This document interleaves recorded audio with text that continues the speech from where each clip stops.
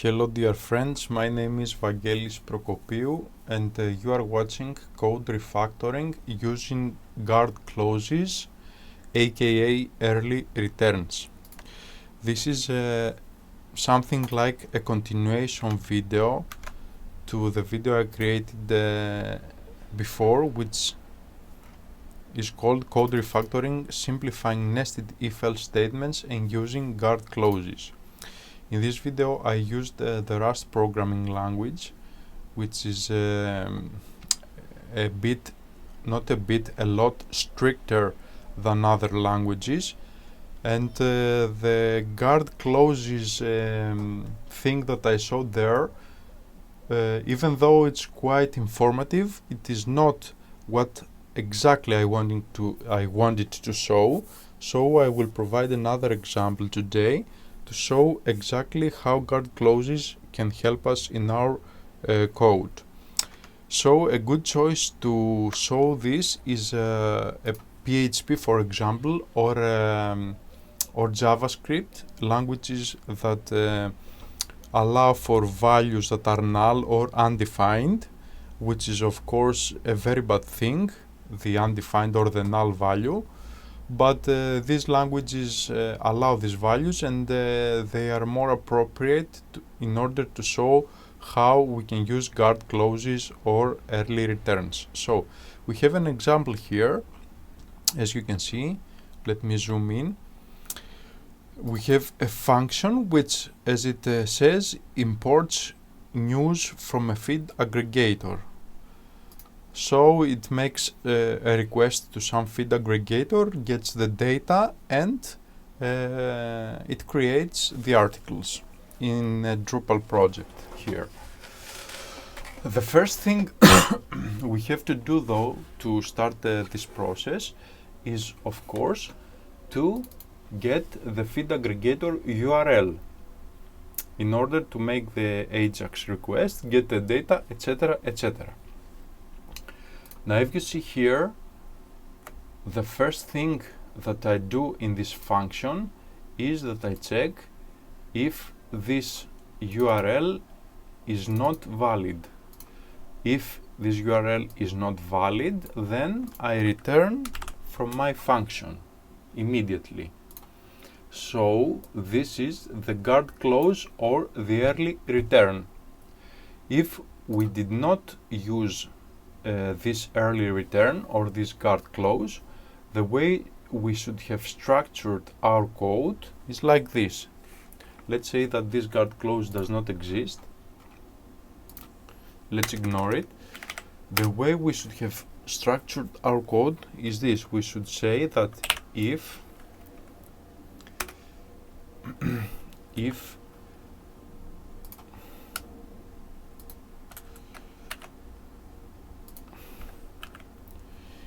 helpers is valid value, if this URL is indeed valid, then we have to do all this stuff. Let me get all this stuff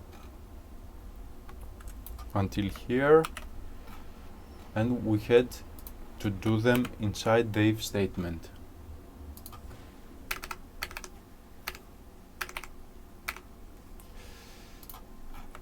Let me zoom out a little bit. Here, as you can see, we wrapped all the things that we do in this if statement. So we say if helpers is valid value, get feed aggregator URL, then do all the rest of the stuff.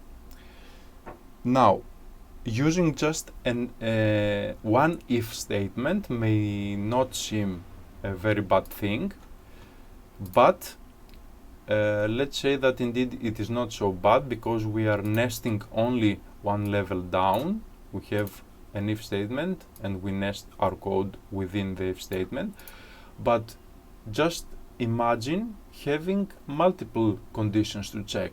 For example, let's say if helpers is valid value, and then we had to check, for example, if feed aggregator is not down, let's say. If we had this second check, then we would have to get all our code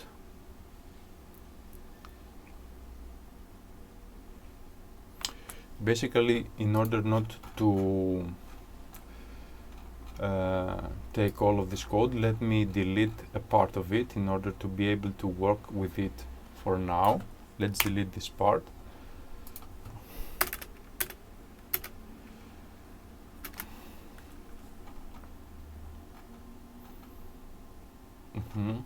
Let me put a curly brace here, okay. And let's imagine that let's delete also this to make it a little smaller. Okay, so our code is this.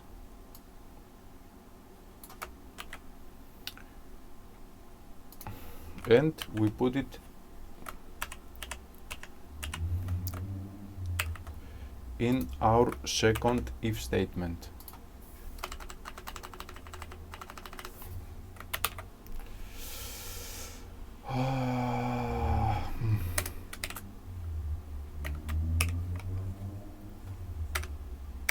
Okay, we are entering this function, import news from feed aggregator. Let's say that this does not exist as a guard clause, and we start executing our code, and we start checking if the URL is valid, if the feed aggregator is not down. As you can see, we are nested 2 levels now. Then we start executing. Imagine though that we had to make a third check. If let's say user is root. Let's say that we had this check too. And then start executing this code.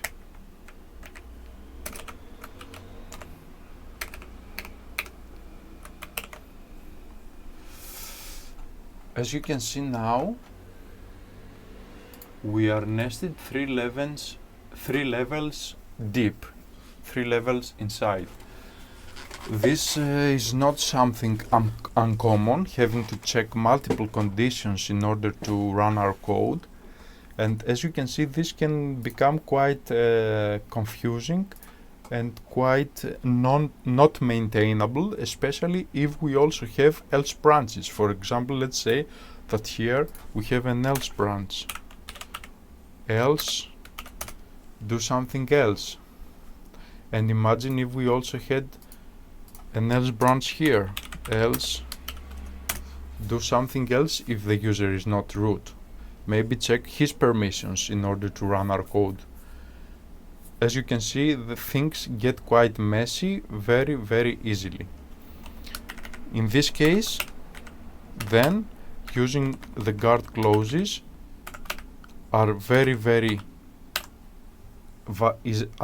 is an effective way of simplifying our code, and we will do it once more to see the change. So we will start with our first if statement, and we'll say that we will negate this condition.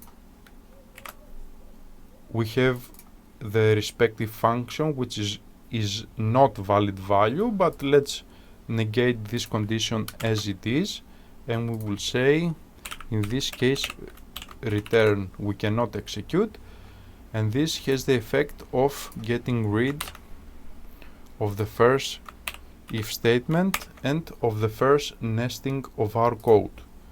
So we continue, we see that we have a second if, so we will say that if the feed aggregator is down, we will negate the condition. Again, we will return here, and this has the effect of getting rid of our second nesting level. And then we proceed with our third if condition, and we say that if user is not root, we will return, because only root can run this code, and this has the effect of getting rid of another nesting level. So the code, as you can see, the code's final form is the one you can see on the screen. We got rid of 3 nesting levels, and the code has become a lot more readable, a lot more understandable, and a lot more maintainable. This is why every developer should learn how to use guard clauses in his code, because in the long term this will help you as a developer develop and maintain your code with a lot less effort. These are the things that I wanted to share with you with this video. I will also link the first video in order for you to easily find the first part of this video and watch that too, in case you are interested. I hope you liked the video. If you indeed liked it, you can comment, like and subscribe, and keep coming back for more of these videos. Thank you for watching and have a great day.